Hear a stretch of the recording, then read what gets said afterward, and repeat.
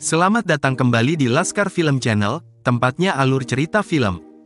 Kali ini, saya akan menceritakan sebuah film tentang beberapa orang miskin, yang tiba-tiba memenangkan hadiah utama lotre. Total hadiah uang yang didapatkan, adalah sebanyak 12 miliar rupiah. Namun malangnya, kertas lotre tersebut ada di dalam kotak, yang diambil oleh bos mafia judi di daerah tersebut. Banyak hal konyol dan lucu yang terjadi, ketika mereka berusaha mendapatkan tiketnya kembali. Apakah mereka berhasil, dan bagaimana cara mereka untuk masuk ke sarang mafia tersebut? Karena sudah ditunggu-tunggu, langsung saja simak video berikut ini. Tai merupakan seorang pemuda biasa.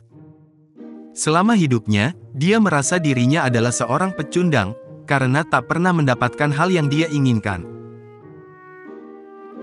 Gagal menjadi juara satu dalam perlombaan catur, kalah dalam percintaan, dan kalah dalam hal keuangan. Mimpinya hanya satu, yaitu menjadi kaya raya, agar bisa lari dari kenyataan hidupnya. Dia hidup berkecukupan, bahkan cenderung hidup berkekurangan bersama ibunya. Ayahnya meninggalkan mereka, ketika Tai masih di dalam kandungan. Sehingga ibunya berjuang keras sendiri, untuk mencukupi kebutuhan mereka. Ibunya menjadi seorang penjual lotre di daerah tersebut. Berkat usahanya, mereka bisa membeli sebuah rumah sederhana.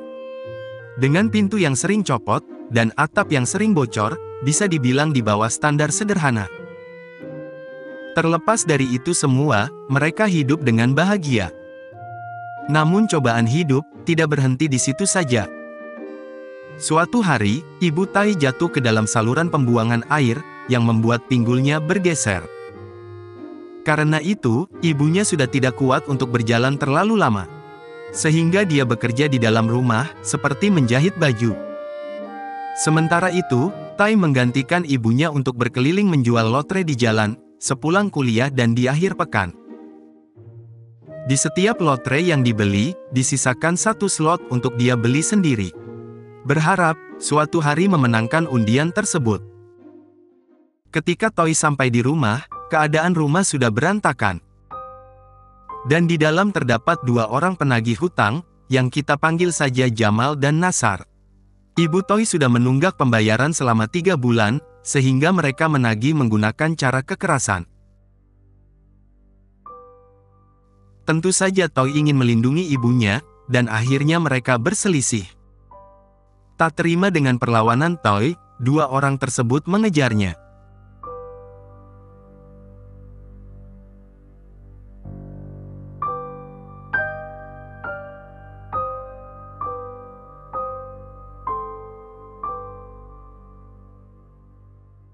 Sungguh malang, Tai menemui jalan buntu. Jamal dan Nasar kemudian memberi pelajaran kepada Tai.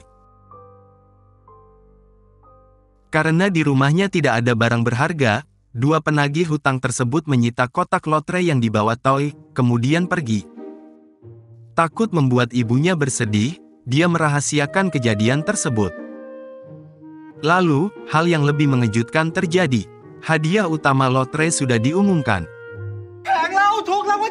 Dan ternyata, nomor salah satu kertas lotre yang dibeli Tai tembus. Dia mendapatkan sekitar 2,4 miliar. Mereka berdua pun sangat senang, namun Tai langsung diam seketika.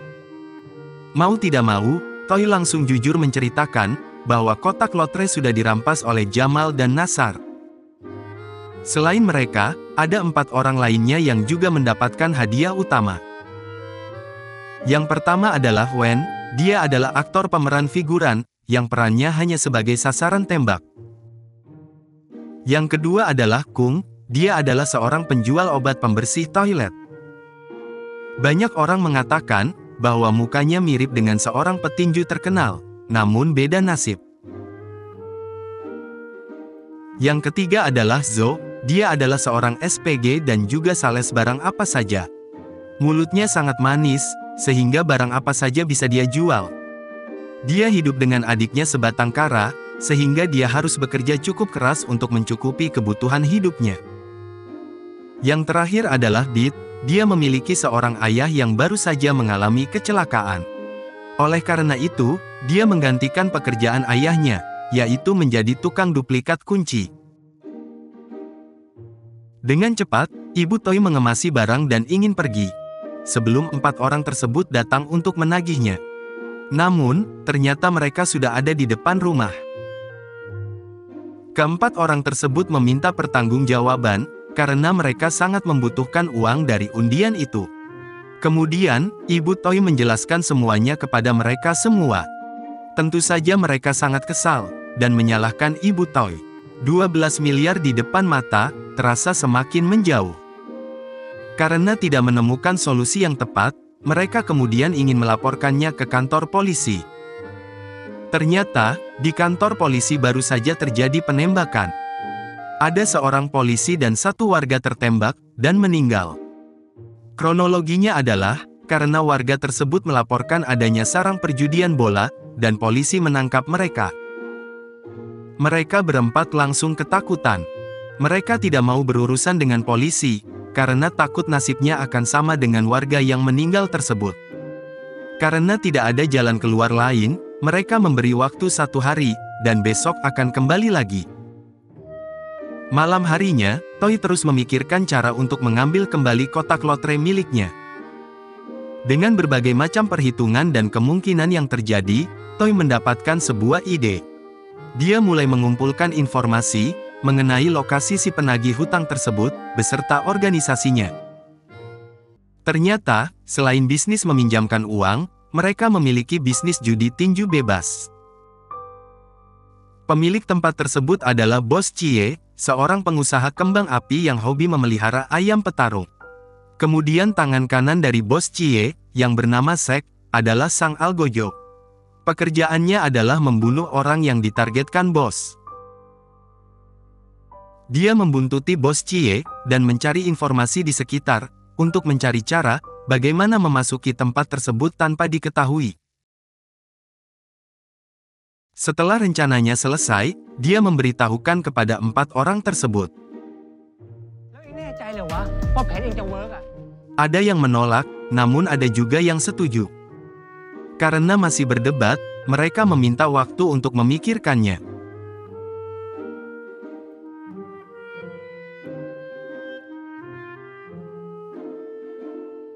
Setelah memikirkan kemungkinan dan segala konsekuensinya, pagi harinya mereka pergi ke rumah Toy, dan sepakat menyetujui rencananya. Mereka berlima langsung memulai persiapan rencana itu. Dari terus mengawasi lingkungan sekitar, menyiapkan kostum penyamaran, dan menyewa kendaraan. Akhirnya, rencana mulai dijalankan. Tiba-tiba, muncul sebuah mobil Mercedes-Benz di gudang kembang api. Jamal yang melihat keseksian Zo, langsung menelan ludah. Ternyata, di dalam mobil tersebut terdapat Wen, yang menyamar menjadi seorang kepala dewan provinsi. Dia ingin berbicara, mengenai urusan bisnis dengan Bos Cie.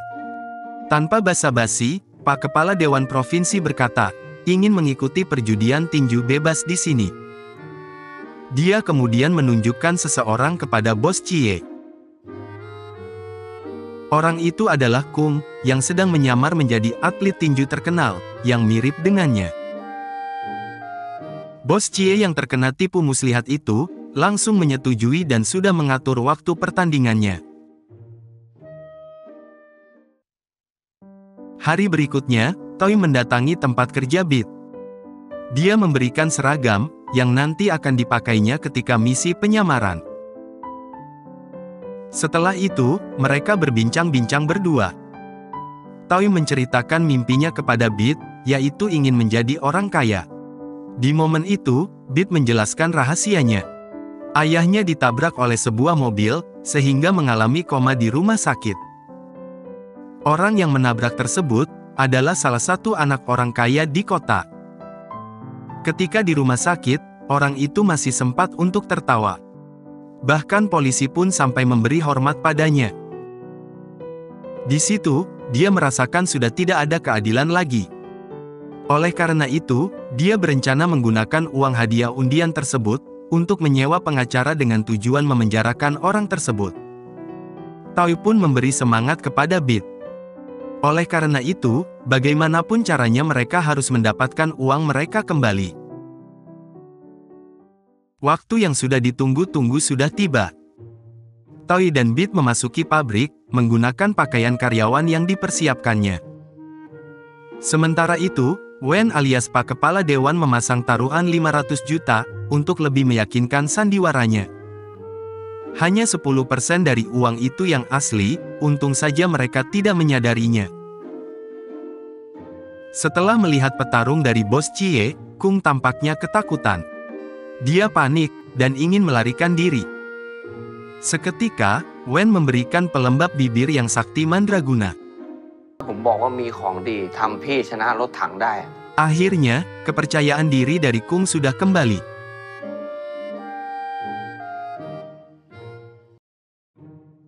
Pertandingan sudah dimulai, dan Kung hanya bergerak menghindar saja. Karena pertandingan tidak menarik, wasit menjadi bosan.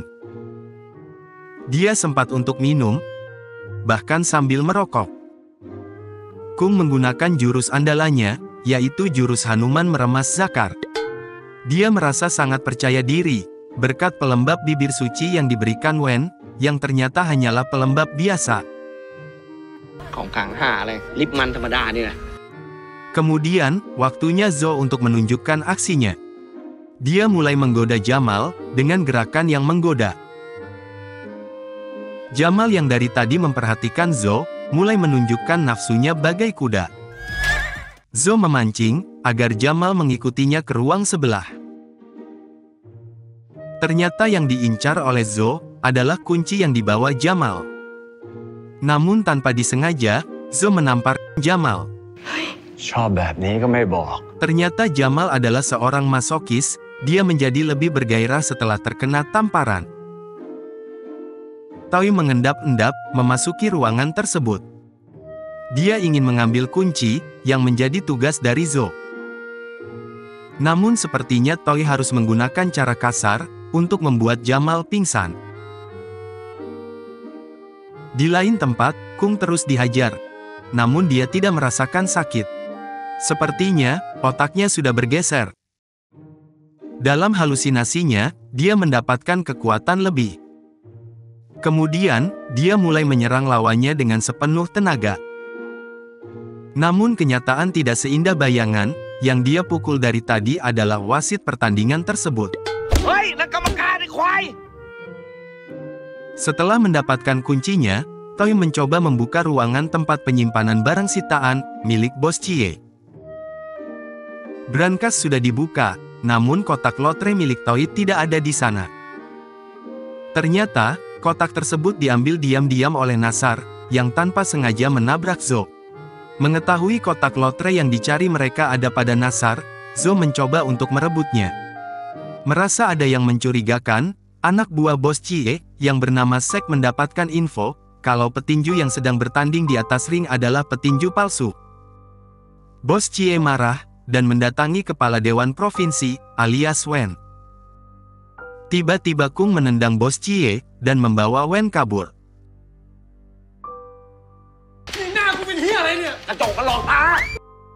Kembali ke tempat Toy dan Beat, tiba-tiba Jamal yang sudah sadar datang, dan menyerang Toy. Beat mencoba ikut menyerang Jamal, sehingga posisi menjadi 2 lawan 1. Setelah perkelahian yang cukup lama, Beat menggunakan penyetrum listrik kepada Jamal. Untungnya mereka berdua menemukan Zo, kemudian membantunya merebut kotak tersebut dari Nasar.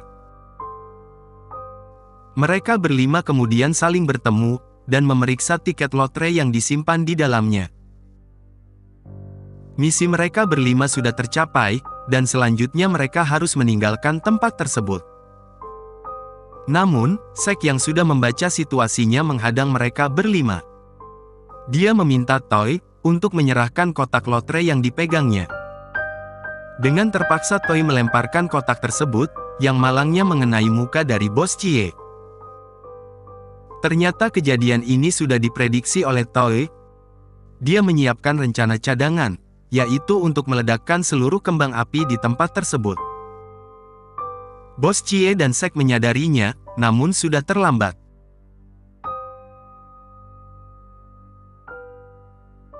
Di tengah kekacauan tersebut, Toy dan kawan-kawan kabur menggunakan sembarangan mobil yang diparkir paling luar.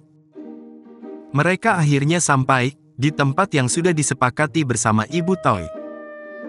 Toy menunjukkan kelima tiket undian yang dicarinya selama ini. Ternyata sebelum menyerahkan kotak undian kepada Bos Cie, Toy menyelipkan kertas tersebut ke dalam saku celananya. Misi berjalan dengan lancar, dan disambut dengan suara kembang api dari gudang yang terbakar. Lagi-lagi Sek muncul, dan menyandera Ibu Toy. Selamat terima. Dia meminta tiket lotre, yang dipegang oleh Toy. Tidak ada pilihan lain, Toy akan menyerahkan tiket tersebut. Namun lagi-lagi itu adalah rencana Toy, untuk merebut pistol yang dipegang oleh Sek. Teman yang lainnya pun ikut membantu Toy. Suara pistol sudah berbunyi, dan ternyata Ibu Toy terkena tembakan.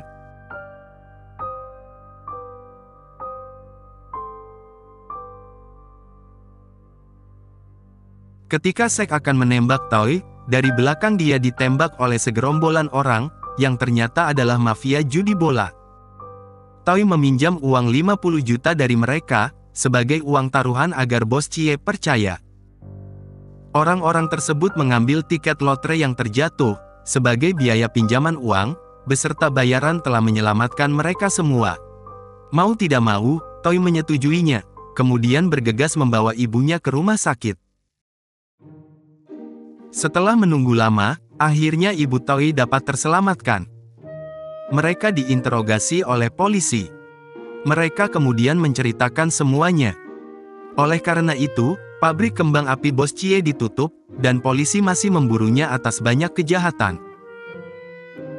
Mereka berlima harus merelakan kertas lotre, yang menjadi tujuan dari misinya, demi nyawa yang tidak ternilai harganya. Yang tertinggal hanyalah mobil, yang mereka pakai ketika melarikan diri. Mereka berencana menjual mobil tersebut, dan membagi rata uangnya. Namun ketika dibuka, terdapat ayam jago, ayam milik Bos Cie yang paling disayang. Dikira ayam biasa, ternyata ayam tersebut adalah salah satu ayam petarung, yang terkenal sampai tingkat nasional. Tidak tanggung-tanggung, nilai jual di pasaran adalah sebesar 3,6 miliar rupiah. Mereka pun bersorak-sorai, akhirnya bisa mewujudkan mimpinya kembali. Kung membuat sasana tinju di kota asalnya, dan mendidik petinju muda di sana. Wen menjadi sangat terkenal, dan selalu dikelilingi penggemarnya. Zhou mengirim adiknya ke sekolah internasional, dan dia masih berprofesi seperti sebelumnya, yaitu SPG. Toy dan ibunya membuka toko lotrenya kembali, dan memperluas usahanya. Kemudian dia menyewa pengacara di pengadilan. Namun, tetap tidak bisa memenjarakan orang yang menabrak ayahnya. Dengan kekuatan uangnya, dia mampu menyewa dan menyuap semua orang di pengadilan. Beberapa hari kemudian, Toy datang menemui Beat. Misi selanjutnya adalah menargetkan orang kaya, yang membuat ayah Beat tertabrak. Mereka berlima pun kembali bersama, dan cerita pun berakhir. Cukup sekian alur cerita dari film The Lost Lottery.